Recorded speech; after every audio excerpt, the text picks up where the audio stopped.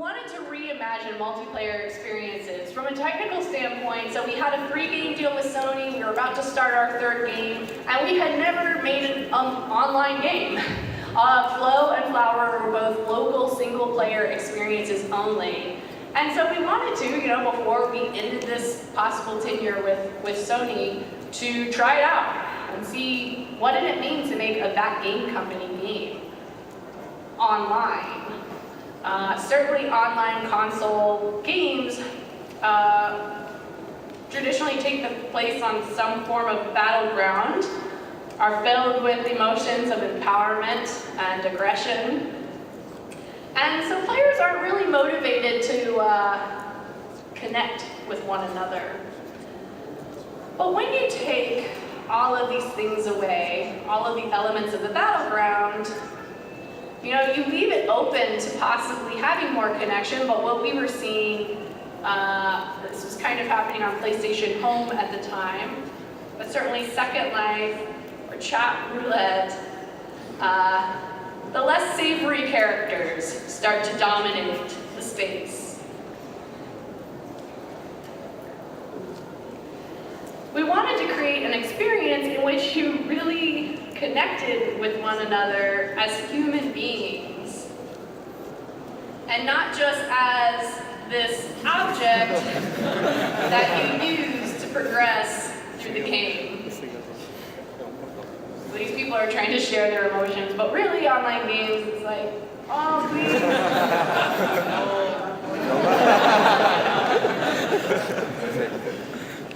We wanted to use gameplay to increase the awareness of other players, animation's broken on this one, but of that other player as opposed to objects and AI.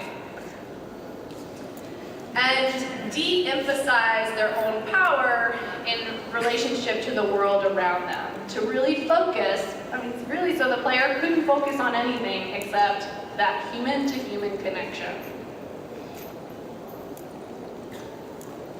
When I talked about transcendence, we were thinking about, when you think about the moments in which you feel helpless or humble to the world around you, they're few and far between these days. I think we're really powerful as people with technology. We can drive really fast, we can work in offices that are on top of clouds. We can connect to anyone, anywhere, at any time, and access information beyond our capacity to understand it. But this power is pretty commonplace, maybe a bit too commonplace. And in our video game lives, it's the same. We often are wielding extremely powerful tools, and our game lives become expressions of our ability to be powerful over the environment. Janova and I got to meet this man, Charles Broden Jr., who was a space shuttle pilot. So he got to fly people that would then walk on the moon.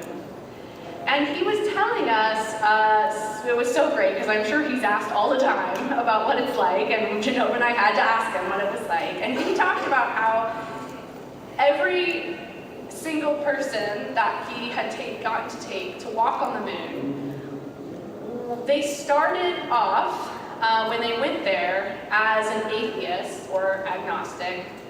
When they returned, they became religious at some point, very religious or spiritual. And he wondered why that might be. And we thought, well, when you're on the moon, and you get to look at the Earth and everything you know so far away, right? That you can't help but be in awe of that. And wouldn't it be great if we could bring that to people in the form of a video game? That maybe awe and wonder are sort of fundamental emotions that are important, and we shouldn't be lacking of them.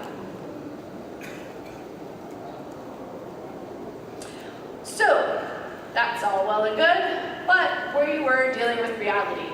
we knew we had to make a PlayStation 3 game specifically. So immediately we knew that we wouldn't be dealing with keyboards and headphones because not a lot of people with PlayStation 3s were using them to play games,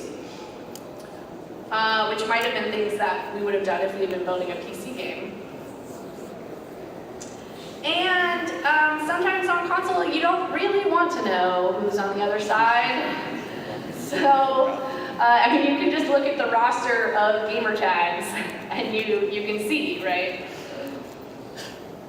So we decided to really challenge ourselves to make an online game that was about connecting with other people, but you wouldn't be able to talk or chat with each other. Because why not make it harder on ourselves? So the concepts in our games, they really come from every direction. A lot of people ask, so where did you get the inspiration from? Where did you get the ideas from? But I think they kind of accumulate from many different places. And one of the ways we generate ideas around the game is to start generating concept art around what it might feel like and look like to be in this game. And some of the early art concepts from both Genova and Matt reflect this sense of smallness and wonder, and began kind of contextualizing the environment that we would later build. And this kind of looks like a part that might be in the game. This doesn't. We weren't able to create waterfalls. We created sandfalls. And after a few months, we kind of began to think about this experience as akin to hiking, that was a good metaphor for what we were going for. That the way you, when you're hiking, you could meet up with someone and maybe walk together for a while, or you just say hi and you walk away.